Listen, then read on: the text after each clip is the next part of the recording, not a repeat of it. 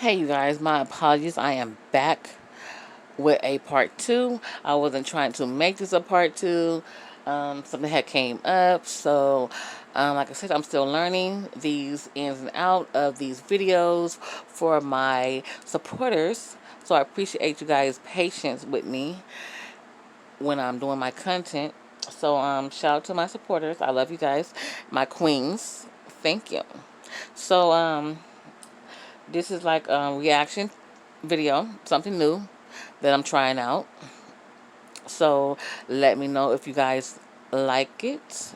I'm going to start doing more of reaction videos as well as doing the celebrity content and much more. So I was saying in part one, when you're dealing with trauma with the head, an injury, you if you don't have certain type of training, you don't have to go to school to actually have the ins and outs of it, as long as you know the basics. So by him being a detective, his job is not, you know, his job is to solve the case with any means necessary. Let's get a confession so we can lock this motherfucker up and work on the next case. So some detectives do have the empathy and the passion to really care about the suspect during the interrogation, even though there is a victim that's dead. But you don't know the mental health of the situation. It's like, yeah, it's a person that's dead. We get that. But until we have all the evidence, we also need to know what led to that person being murdered. So when I say have compassion and empathy for the suspect, you just can't jump the grid and just say, okay, you killed this person and we're gonna treat you like this and treat you like that. They're just like lawyers. They sit here and defend all type of fucked up people, but that's their job. So when they say the good cop and bad cop, I get it. But you also have to know, even people really don't care what the reason is, but you have to dig deeper into the person's mental health. Even though they try to prey on that sometimes, I've seen it. People try to prey on that mental health shit, think it's going to get their ass less of time. But it don't work that all the ways. So let's get into the rest of this. Okay, because like I said, I was not trying to do a part two of this video. But bear with me, you guys. Just bear with me. Totally nonsensical and contradictory, and nothing is making sense. And so finally, at 5:52 a.m., roughly 45 minutes into this interrogation, Dalton is just at a loss. He does not know how to handle Ryan, because even though he really believes he did it, nothing Ryan has said has incriminated him, because nothing Ryan has said makes any sense. And so he's sitting there kind of thinking what he's going to do next, and then Dalton notices something. He notices something on Ryan's face. He tells Ryan to come closer. He needs to look at it. Let me see your nose. Put your legs down. Put your legs down. Bring your face closer. Oh, my head hurts. Okay.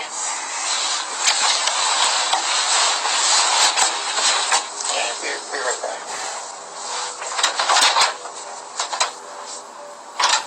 What Dalton had finally just discovered were 4 bullet holes in Ryan's face and head. Ryan had committed... That's why, you guys. You just can't jump out the window and just start pointing the fingers. Yes, all the evidence was pointing towards this man. You have a welfare call.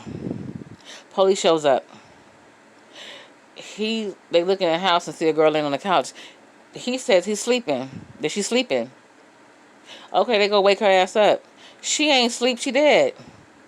His eye is black. So we thinking that they had an argument, and it turned physical, and then she popped his ass, and he killed her. Case closed. That's what it looks like. For people to have that one saying, it ain't what it looks like. It ain't what it looks like. In this case, it's not what it looks like. In this case alone, like when someone say, "Oh, this and happened and that happened," and they're like, "No, no, no, no. It ain't what it looked like." Trying to play with your intelligence. Oh, it is what it looked like, and I'm gonna tell you what it looked like. So with this, not knowing the whole story of what happened until now,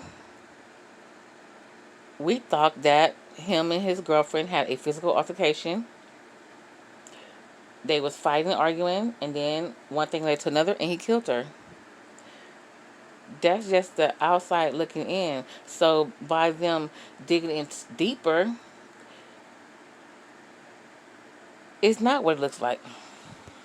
No crime. He was a victim the same way Heather was a victim, but somehow Ryan had survived the attack. On December 23rd, so 2 days before the welfare check, two men attempted to break into Ryan and Heather's house. They were 23-year-old Richie Carver and his 54-year-old father. Like he was saying, it was Richie and his daddy. Like, who the fuck is Richie and his daddy? They thought he was lying, making up something. So everything that he said, if you watch part one, you will understand on where I'm going. Or you can just go to Mr. Baldwin's channel himself and watch his content on this situation. Or you can just go and watch the whole damn thing on wherever you're going to find it at. Larry Carver, the same Richie and Richie's father that Ryan had mentioned during the interrogation. They were there because of an altercation that had occurred between Richie and the couple about a month earlier. During that time, Richie was actually living with Ryan and Heather, but apparently he began hitting on Heather, and Heather told Ryan, and Ryan got really mad. And I didn't get this part. When I watched this, because I had watched this on other people's channel as well. Because I'm into stuff like this. I like watching 48 Hours and Crime Investigation channel. And, Lost Files and Cold Files and stuff like that. So, this one thing that bothers me. And this goes on in real life too sometimes. I've seen it. Yeah, I've seen it. And I can't, I can't fathom it. And it bothers the fuck out of me. Now, your son was staying with this man and his girlfriend, right? Follow me. Your daddy showed up with your punk ass to this man's house and helped you commit murder.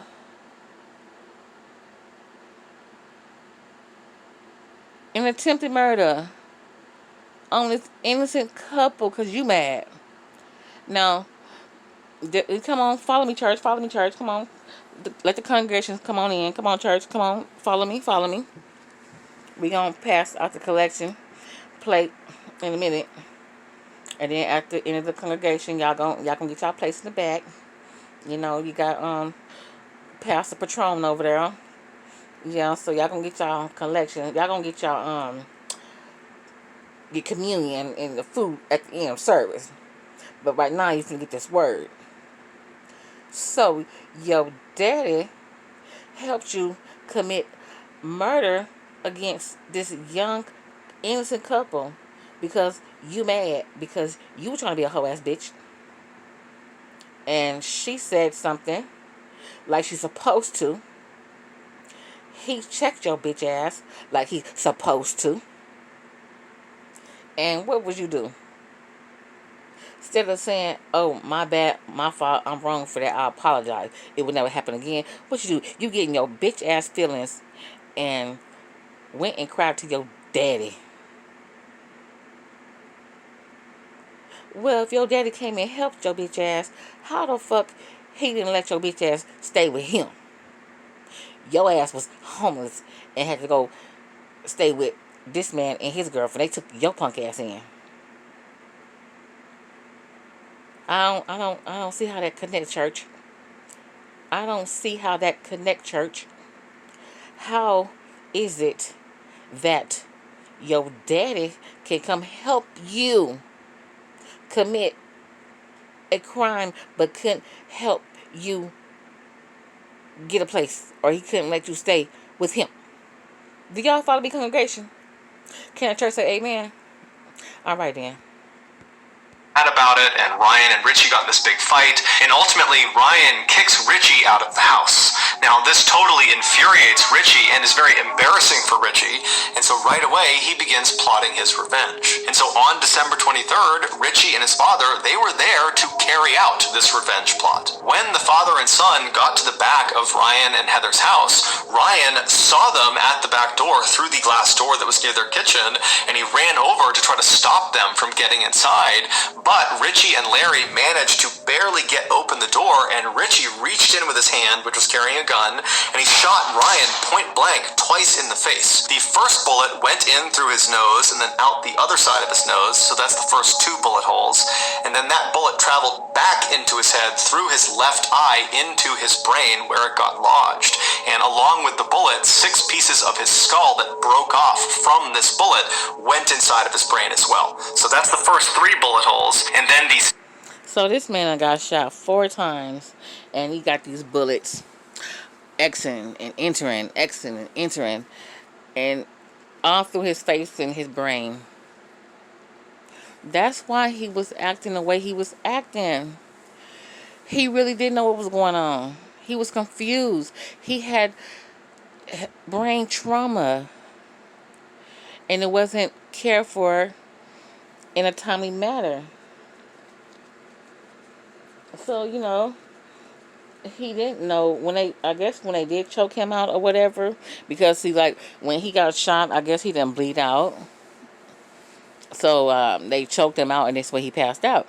But due to the grace of God, amen, church, amen, he didn't die. God kept him alive so he can tell him story, so he can get these 2 motherfuckers locked up. Because he got shot point blank in the face. Not once, not twice, not 3, but 4 times. He went to sleep. Woke up. Seen his girlfriend on the couch. He thought that she was sleeping. So he went on with his day.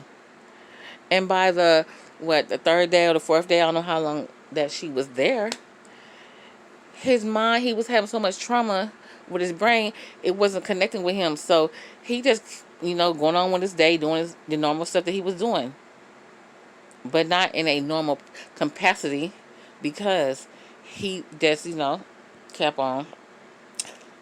He didn't wake his girlfriend up or nothing. I don't know if he ate or asked her was she hungry, because he was having trauma with his brain. It wasn't malfunctioning right, because due to him getting shot multiple fucking times. So do y'all get it, church? If y'all get it, say amen. Amen again. Amen again.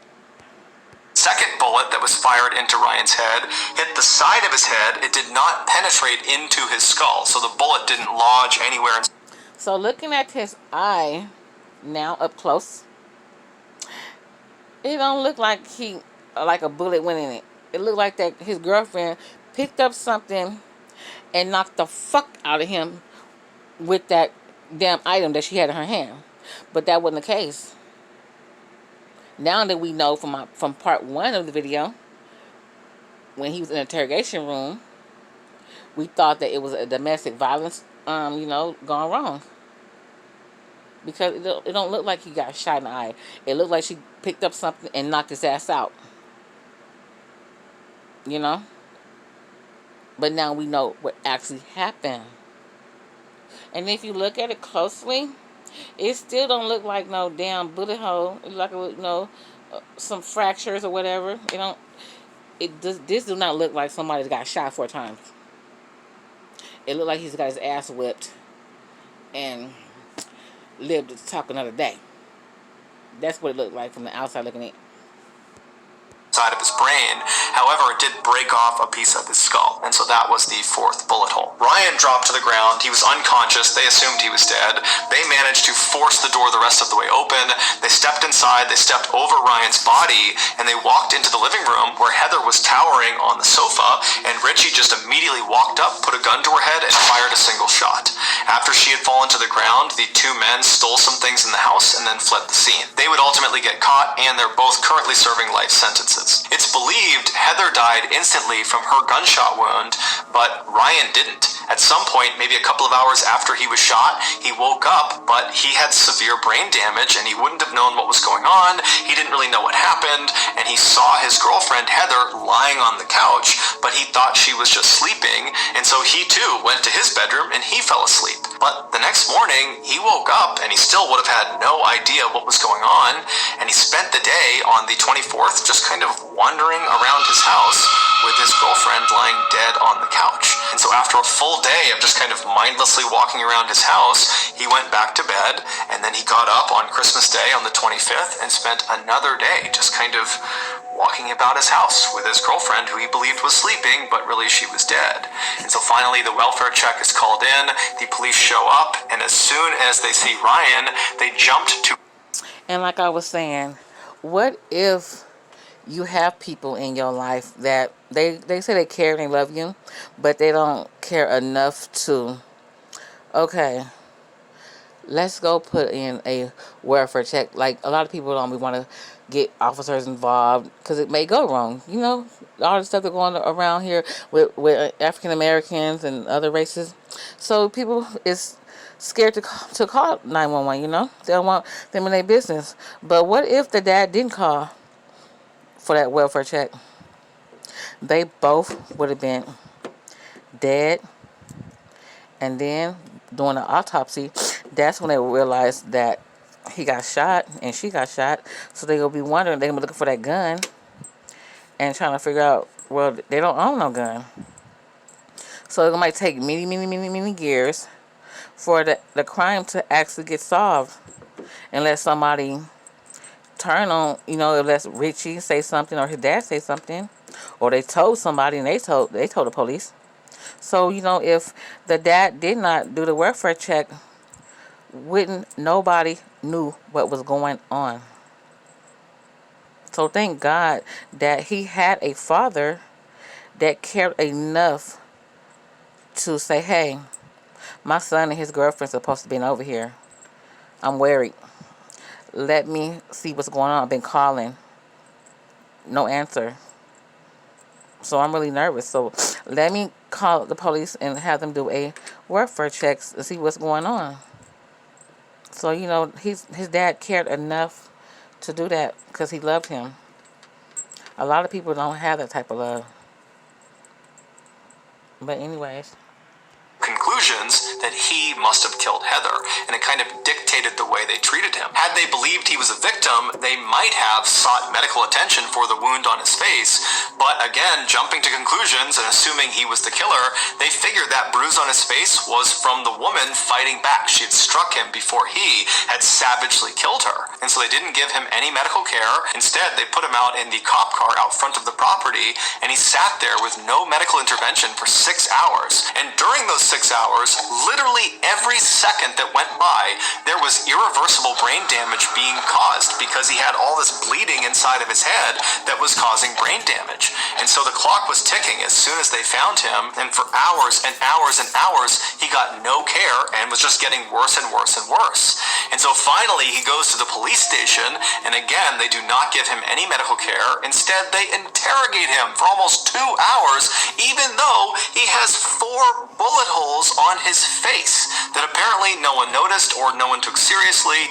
But regardless, he spent those almost 2 more hours in the interrogation room, where every second that's going by, his brain is getting more and more destroyed, irreparably destroyed. And then finally, at the end of the interrogation, Dalton, who's probably thinking to himself, what is wrong with this guy? His answers don't make any sense. He's all over the place. And that's when he stepped back from looking for a way to convict this guy and noticed the holes on his face, specifically the hole in his nose. And that's when he called him forward and he looked at his face and he realized a huge mistake had been made and he called an ambulance. Here is a clip of the fire department who arrived ahead of the ambulance in the interrogation room learning about what's happened to Ryan as they wait for the ambulance. Hey guys. Hey guys. Captain, you're not going to believe this one. I can't believe it either. You're right. I've already heard the story. I can't believe it. This is just my observations that this might be an entrance, this might be an exit, this might be into his eye. And he's acting like he has a serious head injury, which would make sense. Ryan was ultimately rushed to the hospital where he would undergo. And see, like I was saying, that being in a small town, when you don't have cases like this, or you don't have murders, because like I was saying, that I'm from a small town, Jonesboro, Louisiana. We don't have murders in our town. We had one murder. It was my cousin. My cousin had got killed. They had to call in detectives from, I believe it was Shreveport, and a detective from New Orleans or Texas. So we have a lot of cops. We have a lot of cops, but we don't have cops that is trained and to handle an investigation properly into, let's mark this here, mark that there, and that there. Even though they don't have detectives like that, you really didn't need a detective, because the man that killed my cousin, his girlfriend was there as well, and she was trying to lie for him, but she couldn't.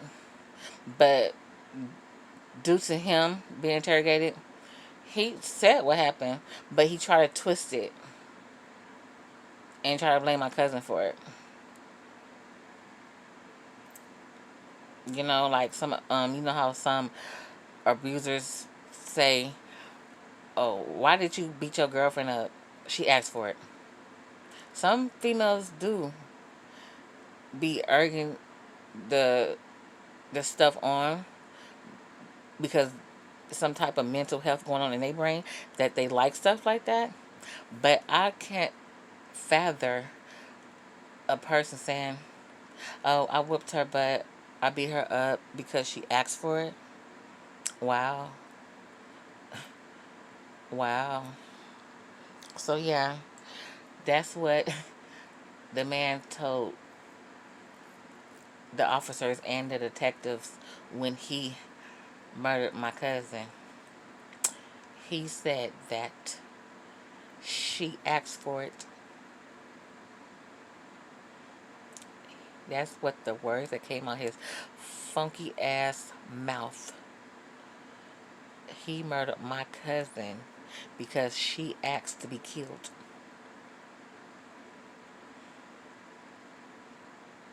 But anyways,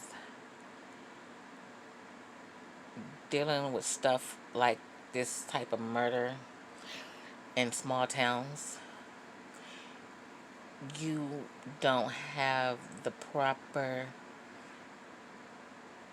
education to deal with stuff like this. You only know as, let me convict this person, and then let me get a confession, and we'll deal with the other part when it comes along. So if he would have just gave up and said, "Fuck it, we're gonna put you in jail," and what would happen? He would have died. But something told him to look deeper, and he did. A emergency surgery that would save his life, but it would come at a great cost. They not only had to remove a large portion of his brain, but they also had to remove both of his eyes. Now, it should be noted that at least one other source says he only had his left eye removed, but regardless, after this surgery, Ryan was no longer independent. He had so much brain damage, he couldn't take care of himself, and so he had to move back in with his parents, who became his full-time caretakers. And then 10 years later, Ryan would die from a seizure that was directly connected to the injuries he sustained from that attack, and it's connected to the lack of care he received in those first critical 8 hours after the police found him. The Phoenix Police Department. And see, he lived 10 years after the attack on him and his girlfriend, not knowing what type of state that he was in. Like, did he know his name, or did he know that those are his parents? We don't have that type of information. Maybe it's available if I do some more research, but he lived 10 years after he was savagely attacked.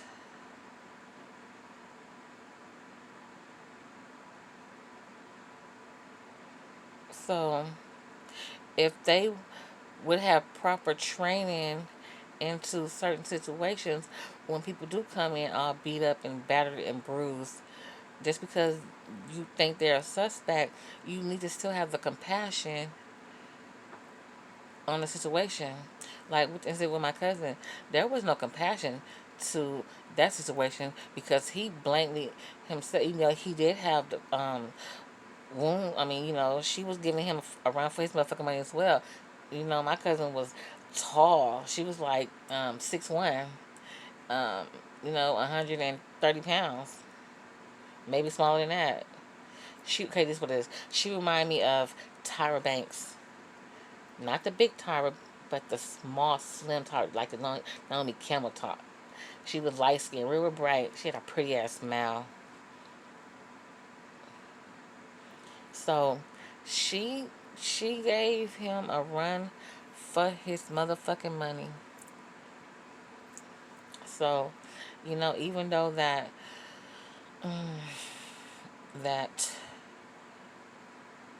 he was considered as a suspect that turned into a victim, they dropped the ball in, looking at the whole picture.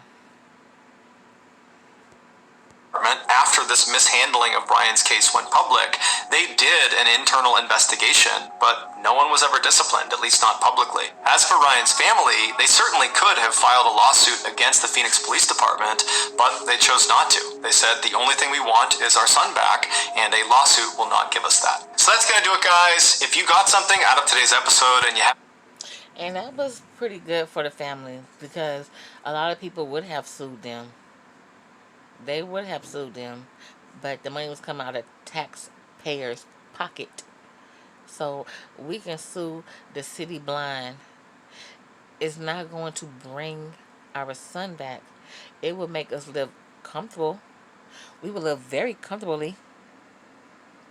But by us living comfortable, we still don't have our son here. And then, going back and forth to court, because they're going to draw the shit out. They have to relive this every time they go to court. Every time they go to court, they have to relive the steps on what happened that day, from the welfare call, him sitting in the back of the police car, to the interrogation room, until the ambulance showed up. They would have to relive that every time they go to court. Because the police, they was going to draw that shit out. So they didn't want that burden. They just, we'll let God handle that.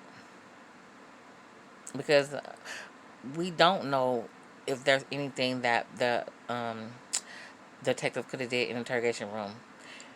He was more focused on getting a conviction. So, anywho, check out part 1 of this video. Like I said, my apologies. I was not trying to do a part 2 at all. Some things that came up, and I had to go real quick. So I had to do part 2, and I didn't feel like recording back over.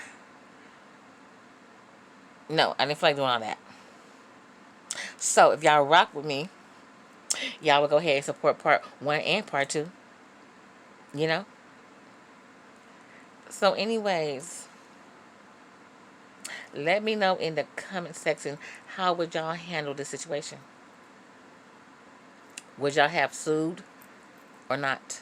That's the valuable. That's the only thing I want to know. Would y'all have sued if y'all was the parents or the any like living relative? Say the parents was like deceased, and would have sued the police department for this? Yes or no? Let me know in the comment section. So, anyways, this is your girl, Queen 318 Red, Real Educated Diva, House of Queens TV. And this is a valuable lesson to most people. You can't let everybody in your house.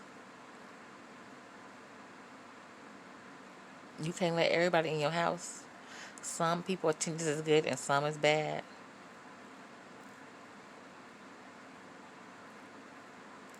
She did exactly what she's supposed to did. Tell her boyfriend. Her boyfriend did exactly what he's supposed to did. Confront that motherfucker. He couldn't take it. You did something wrong, but you mad. Where they do that at? But anyways, House of Queens TV. Have a safe and blessed night, day, wherever you are watching from. And remember, love yourself.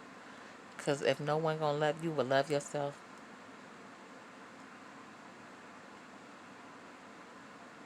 Again, subscribe to the channel.